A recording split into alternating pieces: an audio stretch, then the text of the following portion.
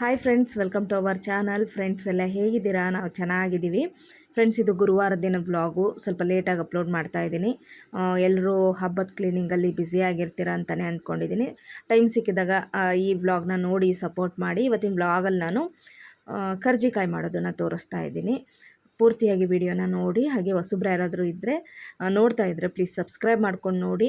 Video ಇಷ್ಟ ಆದರೆ like ಮಾಡಿ. ಫ್ರೆಂಡ್ಸ್, ಬೆಳಗ್ಗೆ ನನ್ನ ಹಸ್ಬೆಂಡ್ಗೆ ಸ್ವಲ್ಪ ಹಾಲು ಮೊಸರು ಎಲ್ಲ ತೊಗೊಬರೋಕ್ಕೆ ಹೇಳಿದೆ.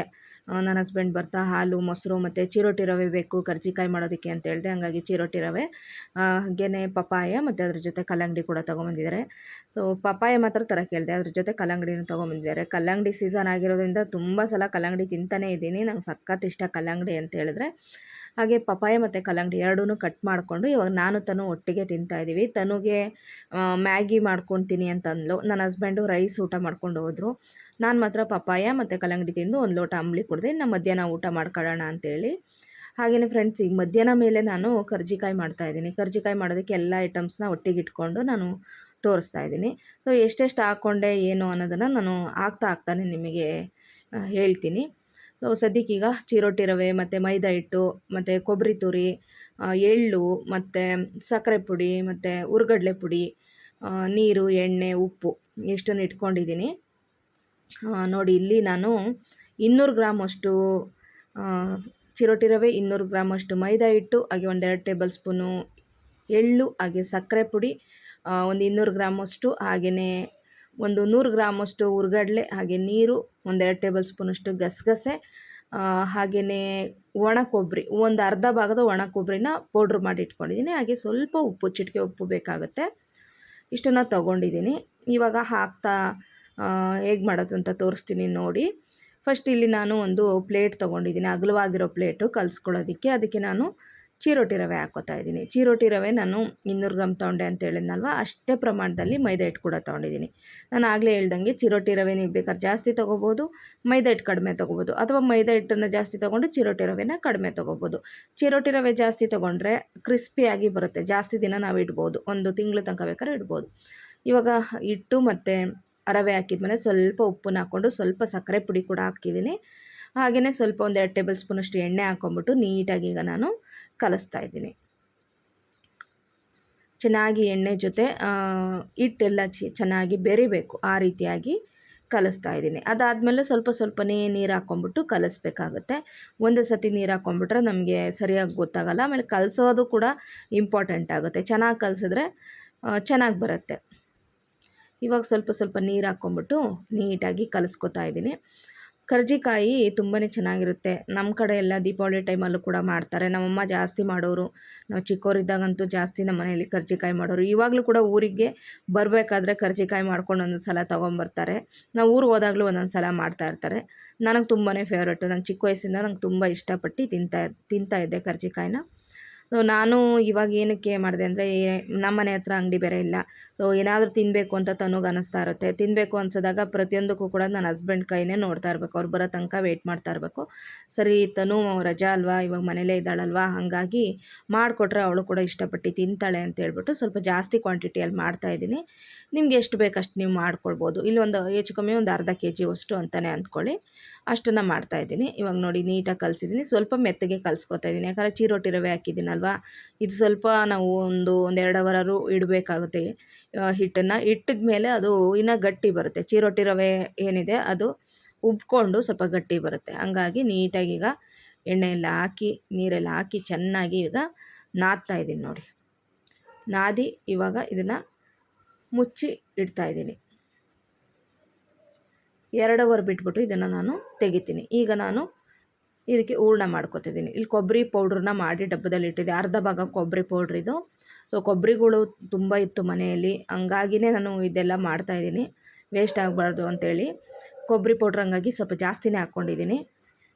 ನಿಮ್ಗೆ ಎಷ್ಟು ಬೇಕಷ್ಟು ನಿಮ್ಮ ಟೇಸ್ಟಿಗೆ ತಕ್ಕಾಗ ಹಾಕ್ಕೊಬೋದು. ಹುರ್ಗಡ್ಲೆ ಪೌಡ್ರು ತರ್ತರಿಯಾಗಿ ಪೌಡ್ರ್ ಮಾಡಿ ಹಾಕ್ಕೊಂಡಿದ್ದೀನಿ. ಒಂದು 100 ಗ್ರಾಮಷ್ಟು ಹುರ್ಗಡ್ಲೆ, ಸಕ್ಕರೆ ಪುಡಿ, ಸಕ್ಕರೆ ಅಷ್ಟೇ ಒಂದು 200 ಗ್ರಾಮಷ್ಟು ಸಕ್ಕರೆ, ಅದನ್ನು ಅಷ್ಟೇ ಪೌಡ್ರ್ ಮಾಡಿ ಹಾಕ್ಕೊಂಡಿದ್ದೀನಿ.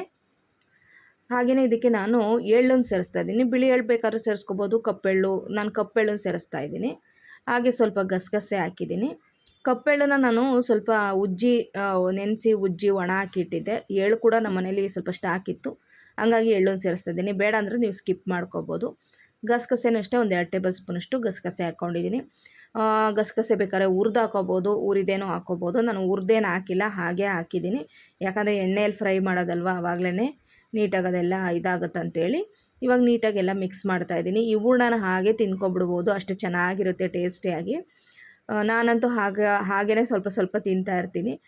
ಇಷ್ಟ ನನಗೆ ಕರ್ಜಿಕಾಯಿ ಅಂದ್ರೇ ಇಷ್ಟ, ಈ ಹೂರಣನೂ ಕೂಡ ಇಷ್ಟ. ಇದನ್ನು ನಾವು ಬೆಲ್ಲದ ಜೊತೆ ಬೇಕಾದರೆ ಮಾಡ್ಕೊಳ್ಬಹುದು, ಅಥವಾ ಈ ರೀತಿ ಸಕ್ಕರೆ ಬೇಕಾದ್ರೆ ಯೂಸ್ ಮಾಡಿ ಮಾಡ್ಕೊಬೋದು. ನಾನು ಸಕ್ಕರೆನೇ ಹಾಕ್ಬಿಟ್ಟು ಮಾಡ್ಕೊಂಡಿದ್ದೀನಿ. ಚೆನ್ನಾಗೀಗ ಮಿಕ್ಸ್ ಮಾಡಿದ್ದೀನಿ. ಹೂರಣ ಅಂತೂ ರೆಡಿ ಆಯಿತು.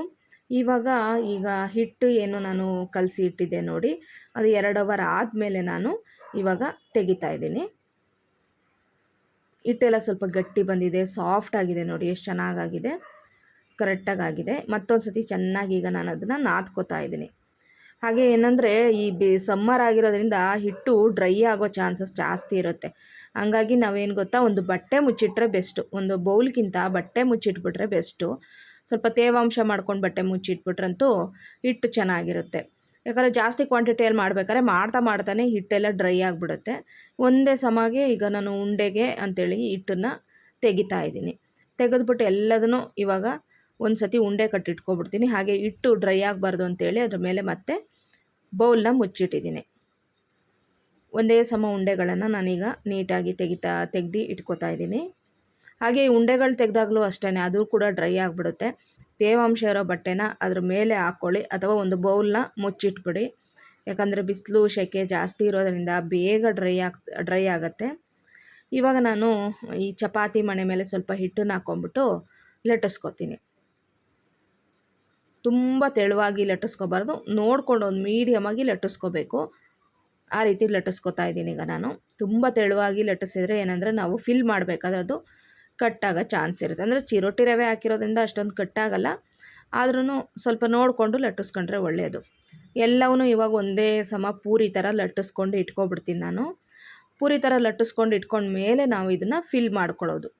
ಇದನ್ನೇನಂದರೆ ಫ್ರೆಂಡ್ಸ್, ಒಂದೇ ಸತಿ ನಾವು ಮಾಡಿಟ್ಕೊಂಡ್ಬಿಟ್ರೆ, ಮಾಡಿಟ್ಟು ನಾವು ಕರ್ಜಿಕಾಯಿ ರೆಡಿ ಮಾಡಿ ಇಟ್ಟಂಗೆ ಅದು ಒಣಗಿದ ಥರ ಆಗಿಬಿಡುತ್ತೆ. ಒಣಗಿದ ಥರ ಆಗಿಬಿಟ್ರೆ ಏನಾಗುತ್ತೆ, ನಾವು ಎಣ್ಣೆಲಿ ಹಾಕಿದ ತಕ್ಷಣ ಅದು ಓಪನ್ ಆಗಿಬಿಡುತ್ತೆ. ಹಂಗಾಗಿ ಸ್ವಲ್ಪ ನಾವು ಮಾಡ್ಕೊಂಡ್ವಿ ಅಂದ ತಕ್ಷಣವೇ ಅದನ್ನು ಹಿಟ್ಟನ್ನು ಹಾಗೆ ಬಿಟ್ಬಿಟ್ಟು ಅದನ್ನು ಎಣ್ಣೆಲಿ ಕರೆದು ಆಮೇಲೆ ಮಾಡಬೇಕು. ಇಲ್ಲಾಂದರೆ ಇದನ್ನು ಯಾರಾದರೂ ಒಬ್ಬರು ಮಾಡ್ತಾ ಇರಬೇಕು, ಒಬ್ಬರು ಕರಿತಾ ಇರಬೇಕು, ಆವಾಗ ಕರೆಕ್ಟ್ ಆಗುತ್ತೆ. ಇಬ್ಬರು ಆದರೆ ಒಂದು ಹೆಲ್ಪು ಸರಿ ಆಗುತ್ತೆ. ಇವಾಗ ಈ ಮೋಲ್ಡ್ ಏನು ಬರುತ್ತೆ ನೋಡಿ, ಕರ್ಜಿಕಾಯಿ ಮೋಲ್ಡು, ಅದಕ್ಕೀಗ ನಾನು ಈ ಪೂರಿ ಮಾಡಿದ್ದನ್ನು ಹಾಕ್ಬಿಟ್ಟು ಹೂರಣನ ಹಾಕ್ಬಿಟ್ಟು ಸುತ್ತ ಸ್ವಲ್ಪ ನೀರನ್ನು ಹಚ್ತಾ ಇದ್ದೀನಿ. ನೀರನ್ನು ಹಚ್ಬಿಟ್ರೆ ಅಂಟ್ಕೊಬಿಡುತ್ತೆ. ಇದಕ್ಕೇನು ನಾವು ಮೈದಾ ಹಿಟ್ಟು ಪೇಸ್ಟ್ ಥರ ಮಾಡ್ಕೊಂಡು ಹಚ್ಬೇಕಂತೇನಿಲ್ಲ. ನೀರನ್ನು ಹಾಕಿದ್ರೇ ನೀಟಾಗಿ ಅಂಟುಬಿಡುತ್ತೆ ನೋಡಿ, ಎಷ್ಟು ಚೆನ್ನಾಗಿ ಬರುತ್ತೆ. ಕೈಯಲ್ಲಿ ಇದು ಮೋಲ್ಡ್ ಇಲ್ಲ ಅಂದರೆ ಕೈಯಲ್ಲೂ ಕೂಡ ಹಾಗೇ ಫೋಲ್ಡ್ ಮಾಡ್ಬೋದು ನಾವು. ಆ ಥರನೂ ಮಾಡ್ಬೋದು, ಈ ಥರನೂ ಮಾಡ್ಬೋದು. ಫಸ್ಟೀಗ ನಾನು ಹೂರಣನ ಹಾಕ್ಕೊಂಡು ಆಮೇಲೆ ನೀರನ್ನು ಹಚ್ಬಿಟ್ಟು ಈ ರೀತಿ ಫೋಲ್ಡ್ ಮಾಡ್ತಾಯಿದ್ದೀನಿ. 1-1.5 ಸ್ಪೂನಷ್ಟು ನಾನು ಹೂರಣ ಹಾಕ್ತಾಯಿದ್ದೀನಿ. ಜಾಸ್ತಿ ಮಾಡಿದ್ದೀನಲ್ವ, ಚೆನ್ನಾಗಾದರೂ ಫುಲ್ಲು ಇದ್ದರೆ ತಿನ್ನೋದಕ್ಕೆ ಚೆನ್ನಾಗಿರುತ್ತಂತೇಳಿ ಫಸ್ಟೇ ಬೇಕಾದರೆ ನೀರನ್ನು ಹಚ್ಕೊಂಬಿಟ್ಟು ಆಮೇಲೆ ಕೂಡ ಹೂರಣನ ಹಾಕ್ಕೋಬೋದು. ಆ ಥರನೂ ಮಾಡ್ತಾಯಿದ್ದೀನಿ ಈಗ ನಾನು. ಒಂದೇ ಸತಿ ಒಂದು 20-25 ಮಾಡ್ಕೊಂಬಿಟ್ಟು ಆಮೇಲೆ ನಾನು ಎಣ್ಣೆಲಿ ಕರಿತಾ ಇದ್ದೀನಿ. ನೋಡಿ ಇಷ್ಟು ಮಾಡ್ಕೊಂಡಿದ್ದೀನಿ. ಇವಾಗ ತನುಗೆ ನಾನು ಇದನ್ನ ಫಿಲ್ ಮಾಡು ಅಂತ ಹೇಳಿದ್ದೀನಿ. ಅಂದರೆ ಪೂರಿ ಮಾಡಿಟ್ಟಿದ್ದೀನಲ್ವ, ಅವಳಿಗೆ ಈ ಕರ್ಜಿಕಾಯಿ ಮೋಲ್ಡಿಗೆ ಹಾಕ್ಬಿಟ್ಟು ಫಿಲ್ ಮಾಡು ಅಂತ ಹೇಳಿದೆ. ಅವಳು ಇವಾಗ ಮಾಡ್ತಾಯಿದ್ದಾಳೆ. ಅಷ್ಟರಲ್ಲೀಗ ನಾನು ಹೋಗ್ಬಿಟ್ಟು ಕರೆದ್ಬಿಡೋಣ ಅಂತ ಹೇಳ್ಬಿಟ್ಟು ತೆಗೆದುಕೊಂಡು ಹೋಗ್ತಾ ಇದ್ದೀನಿ. ಮಕ್ಕಳು ಮಾಡ್ತಾರೆ, ತನೂ ಖುಷಿಪಟ್ಟು ಮಾಡ್ತಾಳೆ. ಅವಳೇನು ನಾನು ಮಾಡಲ್ಲ ಅಂತ ಹೇಳಲ್ಲ, ಅವಳಿಗೆ ಇಷ್ಟ ಇದೆಲ್ಲ ಮಾಡೋದಂದ್ರೆ, ಅವಳಿಗೂ ಕೂಡ ಇಷ್ಟ. ನೋಡಿ ಗಂಟೆ ಇವಾಗ 7:15 ಆಗಿದೆ. ಸೀರಿಯಲ್ ನೋಡ್ಕೊಳ್ತಾ ಹಾಗೆಯೇ ಮಾಡ್ತಾಯಿದ್ದೀನಿ. ಎಣ್ಣೆ ತುಂಬ ಕಾಯಬಾರ್ದು ಇದಕ್ಕೆ. ಒಂದು ಸ್ವಲ್ಪ ಅಂದರೆ ತುಂಬ ಹೀಟಾಗಿಬಿಟ್ರೆ ಹಾಕಿದ ತಕ್ಷಣ ಕಲರ್ ಚೇಂಜ್ ಆಗಿಬಿಡುತ್ತೆ. ಆ ಥರ ಆಗಬಾರ್ದು ನೋಡಿ. ಈ ರೀತಿ ಒಂದು ಮೀಡಿಯಮಲ್ಲಿ ಇರಬೇಕು, ಫ್ಲೇಮ್ ಕೂಡ ಮೀಡಿಯಮ್ ಫ್ಲೇಮಲ್ಲಿ ಇರಬೇಕು. ಕಾಯ್ದಿದೆ ಅಂದ ತಕ್ಷಣ ಹಾಕಿದರೆ ಆಯ್ತು ಅಷ್ಟೇ. ತುಂಬ ಕಾಯ್ದಿಲ್ಲ ಅನ್ನುವಾಗಲೇ ನೀವು ಹಾಕೋದಕ್ಕೆ ಹೋಗಬಾರ್ದು. ಒಂದು 7 ಪೂರಿ ಹಾಕಿದ್ದೀನಿ. ನಾನು ಸಣ್ಣ ಬಾಣಲಿಯಲ್ಲಿ ಇಟ್ಕೊಂಡಿದ್ದೀನಿ. ದೊಡ್ಡ ಬಾಣಲಿಲಿ ಇಟ್ಕೊಂಡ್ರೆ ನೀವು ಜಾಸ್ತಿ ಎಣ್ಣೆನ ಹಾಕಬೇಕಾಗುತ್ತೆ. ಜಾಸ್ತಿ ಎಣ್ಣೆ ಹಾಕ್ಕೊಂಡು ಒಂದೇ ಸತಿ ಒಂದು 20, 10 ಆ ಥರ ನೀವು ಕರಿಬೋದು. ನಾನೊಂದು 7 ಹಾಕಿ ಕರಿತಾ ಇದ್ದೀನಿ. ಇದೇನು ಅಂತ ಹೇಳಿದ್ರೆ ಹಾಕಿ ಒಂದು ಅರ್ಧ ಸೆಕೆಂಡ್ ಆದ ತಕ್ಷಣ ಹಿಂಗೆ ತಿರುಗಿಸ್ಬಿಡ್ಬೇಕು. ಹಿಂಗೆ ತಿರುಗಿಸಿದ ಮೇಲೆ ಆಮೇಲೆ ನಾವು ಕಲರ್ ಚೇಂಜ್ ಆಗೋ ಥರ ನೋಡಿಕೊಂಡು ಎರಡೂ ಕಡೆ ತಿರುಗಿಸಿ ಬೇಯಿಸಬೇಕು. ತುಂಬ ಚೆನ್ನಾಗಿರುತ್ತೆ ಫ್ರೆಂಡ್ಸ್, ನಿಜವಾಗ್ಲೂ ಮಕ್ಕಳಿಗೆ ಮಾಡಿಕೊಡಿ. ಹೊರಗಡೆ ಸ್ನ್ಯಾಕ್ಸು ಅದು ಇದು ಕೊಡ್ಸೋದಕ್ಕಿಂತ ಮನೆಯಲ್ಲಿ ನಾವೇ ಈ ಥರ ಏನಾದರೂ ತಿಂಡಿಗಳನ್ನ ಮಾಡಿಕೊಟ್ರೆ ಮಕ್ಕಳು ಮನೆಯಲ್ಲಿ ಆಟ ಆಡಿಕೊಂಡು ತಿಂದ್ಕೊಂಡು ಖುಷಿಯಾಗಿರ್ತಾರೆ. ನೋಡಿ ಇಷ್ಟೇ ಸಾಕು. ತುಂಬ ಕಲರ್ ಚೇಂಜ್ ಆಗಂಗೆ ಬೇಯಿಸ್ಬೇಕಂತ ಏನಿಲ್ಲ. ಕೆಲವರು ಮಾಡೋ ಕರ್ಜಿಕಾಯಿ ಫುಲ್ಲು ವೈಟ್ ಥರನೇ ಇರುತ್ತೆ. ನಂಗೆ ವೈಟ್ ಥರ ಇರೋದಕ್ಕಿಂತ ಸ್ವಲ್ಪ ಈ ಥರ ಕಲರ್ ಚೇಂಜ್ ಆದರೆ ಸಾಕು. ಚೆನ್ನಾಗಿ ಬೆಂದಿದೆ ಕೂಡ. ಇವಾಗ ಒಂದು ಟಿಶ್ಯೂ ಮೇಲೆ ಬಾಣಲಿ ಒಳಗಡೆ ಹಾಕಿ ಇಡ್ತಾ ಇದ್ದೀನಿ. ಎಲ್ಲ ಒಂದೇ ಸಮವಾಗಿ ಮೋಲ್ಡಲ್ಲಿ ಮಾಡೋದ್ರಿಂದ ತುಂಬ ಚೆನ್ನಾಗಿ ಬರುತ್ತೆ. ಲಕ್ಷ್ಮೀ ಪೂಜೆ ಇದ್ದಾಗ, ದೀಪಾವಳಿ ಇದ್ದಾಗ ಈ ರೀತಿ ಮಾಡಿದರೆ ತುಂಬ ಚೆನ್ನಾಗಿರುತ್ತೆ. ನನ್ನ ಹಸ್ಬೆಂಡ್ ಎಲ್ಲ ಲೆಕ್ಕ ಹಾಕಿ ಇಡ್ತಾ ಇದ್ದಾರೆ. ಈಗ ಸುಮಾರು ಒಂದು 95 ಆಗಿತ್ತು. ಇನ್ನೊಂದು 5 ಆಗಿದ್ರೆ 100 ಕರ್ಜಿಕಾಯಿ ಆಗೋದು. ನೀವು ಕೂಡ ಟ್ರೈ ಮಾಡಿ, ಚೆನ್ನಾಗಾಗುತ್ತೆ. ಫ್ರೆಂಡ್ಸ್ ನೋಡಿದ್ರಲ್ಲ, ಕರ್ಜಿಕಾಯಿ ತುಂಬ ಚೆನ್ನಾಗಾಗಿದೆ. ಸೊ ನೋಡಿ ಎಷ್ಟು ಕ್ರಿಸ್ಪಿಯಾಗಿ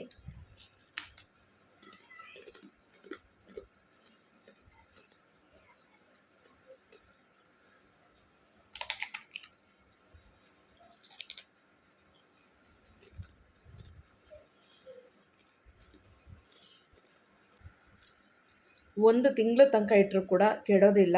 ಕ್ರಿಸ್ಪಿಯಾಗಿ ಹೀಗೆ ಇರುತ್ತೆ. ಯಾಕಂದರೆ ನಾವು ಚಿರೋಟಿ ರವೆ ಮತ್ತು ಮೈದಾ ಹಿಟ್ಟು ಸಮ ಪ್ರಮಾಣದಲ್ಲಿ ತೊಗೊಂಡಿದ್ದೀವಿ. ಇನ್ನು ನಾವು ಚಿರೋಟಿ ರವೆನೇ ತೊಗೊಂಡ್ರೆ ತುಂಬಾ ಹಿಂಗೆ ಕುರುಮನ ಥರನೇ ಬರುತ್ತೆ. ತುಂಬ ಚೆನ್ನಾಗಿರುತ್ತೆ ಫ್ರೆಂಡ್ಸ್. ಇದು ನೀವು ಟ್ರೈ ಮಾಡ್ಬೋದು.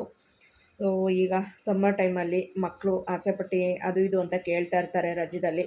ಈ ರೀತಿ ಕರ್ಜಿಕಾಯಿ, ಚಕ್ಲಿ, ಕೋಡ್ಬಳೆಗಳು ಇಂಥದ್ದು ನಾವು ಮನೆಯಲ್ಲೇ ಚೆನ್ನಾಗಿ ಮಾಡಿಕೊಟ್ರೆ ಮಕ್ಕಳು ಕೂಡ ಇಷ್ಟಪಟ್ಟು ತಿಂತವೆ. ನೀವು ಕೂಡ ಟ್ರೈ ಮಾಡಿ ನೋಡಿ. ಹೇಗೆ ಬಂದಿತ್ತು ಅಂತ ನನಗೆ ಕಮೆಂಟ್ಸಲ್ಲಿ ತಿಳಿಸಿ.